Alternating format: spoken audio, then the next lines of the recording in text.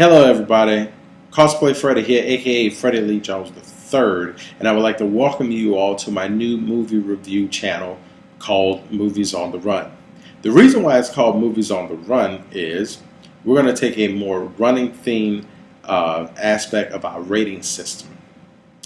That being said, instead of grading movies on a scale of 1 to 5, we're going to grade them like this.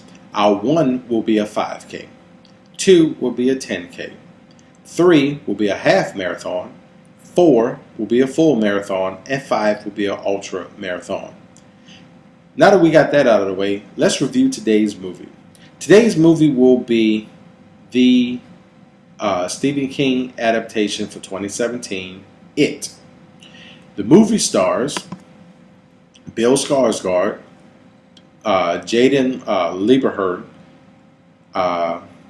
Jeremy Ray Taylor, Sophia Lillis, Finn Wolfhard, Chosen Jacobs, Jack Dylan Grazer, Wyatt Olaf, and Nicholas Hamilton. The movie was directed by Andy Muschietti. Now, let's get on with our review. First off, I want to say that I was extremely proud of how great this movie was. Reason why I say that is because I'm one of the many that watched the NBC two-part miniseries that debuted back in the 1990s. Now, granted, I had never heard of this movie, but I have heard of Stephen King. I've heard of Stephen King through many of his works, such as Christine, Misery, his work on Creepshow with George A. Romero. I'm sorry, the late George A. Romero, bless his soul and bless his history of making movies. So I was quite affiliated with a lot of his craziness, and like the Tommyknockers and Los Langoliers, which I think came a little bit later. So the fact that you had Tim Curry, who played Darkness in the movie Legend, which is one of my favorite Tom Cruise movies. I mean, hands down. I would honestly put Legend over the first 3 Mission Impossibles. Actually, the first 2 Mission Impossible, because Mission Impossible 3 was actually really good. But Legend always stuck out for me, not because of Tom Cruise and not because of the rest of the cast, but it was always Tim Curry. The fact that when Darkness showed up on scene, it was just amazing, like the way he talked, his regalness, his nobility. I mean, granted, he's the villain of the movie, but he brought this essence of nobility with the character, where he just wasn't, I'm going to kill this unicorn, and I'm going to turn the world into complete darkness. No, like when Tim Curry steps into a role, and matter of fact, I want to even say Peter Pan and the Pirates, or Peter and the Pirates. It was an old Fox 90s show, cartoon, and it was about Peter Pan, but it was kind of told from the perspective, not the Disney version, but it was kind of told from the perspectives of both Hook and Pan. And I just remember whenever I would hear his voice, because Tim Curry has a unique voice that you can never mistake. And the way he used to talk to Peter, you thought that they were about to come to blows like every single episode, which was cool. But, on that same aspect, that's what makes Tim Curry a force to be reckoned with. Now, fast forward 27 years later. Now, I am not affiliated with a lot of stuff that Bill Skarsgård has done, but I know he comes from a pretty good acting family, and I think his dad, if I'm not mistaken, was in the first and second Thor movie, if I can remember correctly. But he's a part of the Marvel Cinematic Universe.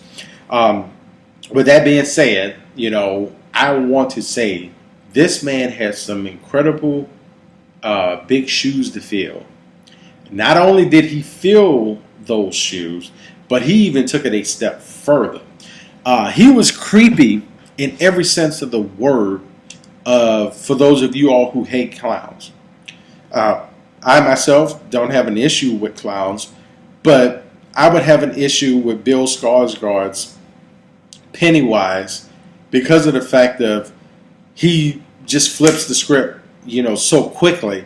So at one point he's laughing and joking, and then he goes from laughing and joking to menacing, and then goes back to laughing and joking. Then he goes to, a dramatic phase. Then he comes back down to psychotic. Then he goes up to showing, fake sympathy for characters, and then he goes back to menacing. I mean, the guy must have went through the school of Heath Ledger method acting to get into this, because I didn't see Bill Skarsgård, just like with Tim Curry. You don't see Tim Curry as Pennywise. You see Pennywise. When you see Bill Skarsgård on the screen, like, if you never seen what this guy looks like, and you seen Pennywise, you'd be like, holy hell, like, this is ridiculously scary. Things that I loved about the movie, besides it being scary. Now, I won't lie to you, I had like 6 jump scares that got me in the movie. And it wasn't along the lines of, like, it was just like that, the silly jump scares where, something happens and like a cat jumps out or a character shows up. Majority of the time, it was either Pennywise or whatever you were afraid of, your fear, was what made those jump scares unique. They weren't wasted jump scares. Now, due to the fact that the movie is about the dancing clown and also about the fears, the way that I saw this movie from a film student's perspective was that the fears were in thirds. Like, I'm glad it wasn't all about Pennywise, and I'm glad it wasn't all about the fears, but there's another part of that. So you have not only Pennywise the dancing clown, you also had what scared the kids, the Losers Club. You also had things that happened in Derry, like the Henry Bowers gang. So you had those 3 things that was happening all the time. So it really never let up. So you were constantly, for the 2 hours and 15 minutes that this movie was on, you were in a constant state of panic. Where was it going to come from? Which direction? Was it going to come from the Bowers gang? Was it going to come from, an individual fear? Or was it going to come from Pennywise? Now, the one thing that I loved that they did in this movie that I kind of wish now seeing this, they would have done in the 1990 version was, I loved how in this movie, you saw what scared the kids first, and then you saw Pennywise. Whereas in the 1990s, you saw Pennywise first, and then you would see what scared the kids. And sometimes they would kind of do it, but it wasn't as much as it should have been done. And I'm kind of glad that a lot of the stuff that they put in, that they didn't put in from the book, didn't make it into the screen. Because I started doing some research, and I come to find out this book is really sick and twisted. There's a lot of things that go on in this book that, okay, as a moviegoer, I would have appreciated them putting into it. Now, they do put a couple of subtle notes into it, but as a filmmaker and a film watcher and a film student, I wish they would have put it in there. But I know with today's audience, there are certain things that you can't put into it, and I understand. Let's talk about, besides Bill Skarsgård, what is that boy's name who played Richie? Finn Wolfhard. Now, I won't lie to you. I'm one of the very few who have not seen Stranger Things. I think I might have seen part of episode 1 or part of episode 2, and it just didn't tickle my fancy. But I will give it another shot. But I think part of it was because everyone kept talking about it. And I'm one of those, if everybody's talking about it, I don't need to watch it just yet. But the chemistry between Finn and Jack was uncanny. Like, that was like how my friends and I interacted back when we were younger. And some of my friends still interact till this day. And next week, I'm 39. And we still kind of, have like that little childish angst of, constantly throwing zingers at each other, But, I mean, that was just like, he was just uncanny. Now, I've had heard that people was like, oh, my God, he talks too much. Can Pennywise please get him? I thought he was one of the better aspects of the film, because just when you needed a moment to kind of like that was too intense to kind of bring it down just a notch, Richie was there. When you needed comic relief, when a scene seemed like it was about to start getting stale, boom, here comes Richie, here comes Finn with comic relief. So he did an extremely great job, and the fact that he wasn't overly used, because there's scenes where he does get serious, and there's not like, oh well, that's just a funny kid trying to get serious. No, it was like once he got serious, and I love that about him, and the fact that all of these kids were a part of a 7-piece pie, because there's 7 members of the Losers. So each individual piece of pie needed the other to make a scene work. And that's what made them come together and gel together. And was icing on the cake, no pun intended, is what makes this movie work. Even with like some of the sub characters, like Mike. Yeah, Mike did a few things in the towards the latter part of the movie, and then with Ben, he came in towards the mid part. But it was initially about, and Bev, even with Beverly, like she came in initially with, but like towards the middle, towards the mid part of the movie, and everyone just meshed well. Granted, it's more about Bill, Richie, and Eddie. Like those were the 3 core.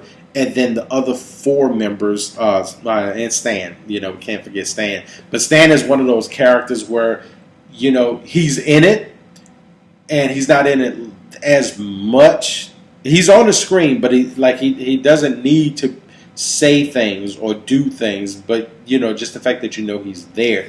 And that's how it kind of is. We all have our little cliques and groups where you have that one character who is kind of like the voice of reason, but they don't need to constantly keep telling you they're the voice of reason. So that's what I did enjoy about that. As far as bad, honestly, I can't even think of like really anything bad about it. Now, I will say this: this movie probably had some of the most realistic lines that. Kind of goes to, obviously it goes to a good, but it has some of the most realistic lines and some of the most realistic tropes that you would believe. And this is one thing that I did love about it. There's a scene where Eddie is being chased by his fear. I won't say it because we're not going to spoil anything. But when he falls, obviously everybody has to fall in a horror movie. But the fact that he didn't dwell on himself falling, his ass fell and got up. Granted, he was still kind of fighting to get up, but every time a child was in a particular situation, it wasn't like, oh, you got me, now I have to give up, now I have to do something stupid in order for you to get me. No, even when one of the bullies gets taken, like he still kind of goes out fighting to a degree. Granted, yeah, he's scared out of his wits, but it was stuff like that I loved about it. So that's why I can't really say anything bad about the movie. Personally, and you know what? This is one bad thing, and I will say this is very, very nitpicky of what I'm about to say. I personally wish that the movie was 3 hours. I really wish it was 3 hours long. Because when it was over, I was like, damn, like this is it. Like, I want some more. Like, I want more. That's how good it was. And like I said, it's extremely nitpicky. And I personally wish that the movie was 3 hours, like on the head, 3 hours long. Nothing felt rushed for me to warrant that. But it was just like the movie and the story was so engaging that I did not want it to stop. There's been some movies that I've seen where I was like, damn, okay, yeah, they could have shaved off a couple of minutes of that. They could have added a couple of here. But for me to actually say a good extra 45 minutes to make this movie even more enjoyable for me, I know it's a huge stretch. And some people may agree, some people may disagree. Feel free to let me know in the comments below. But I will say this. Overall rating, it satisfied everything that I wanted. I wanted to be scared. I wanted to have an engaging story. I wanted to say, you know what? Like, I'm actually glad this was made the way it was made. And lastly, this is the reason why I am in film school, to make movies like this. Great storytelling, great characters. Like, no one character was, bad. Like, everyone who was in the movie did exactly what they were supposed to do. Now, as far as my rating system, what would I say?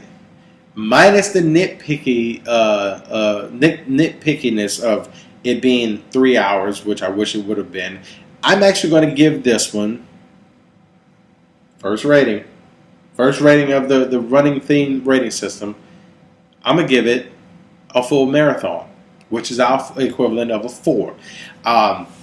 Because of the fact that, yes, it wasn't longer than what I really wanted. And that was like the only thing. So we'll say, I had a full marathon, and we'll keep it at that. All right, ladies and gentlemen, thank you for watching my first review of 2017 of Movies on the Run. And be sure to like and subscribe. And we are actually going to be starting a Patreon page really soon. So I would love for you all to support our channel. And this is Cosplay Freddy, and I am out.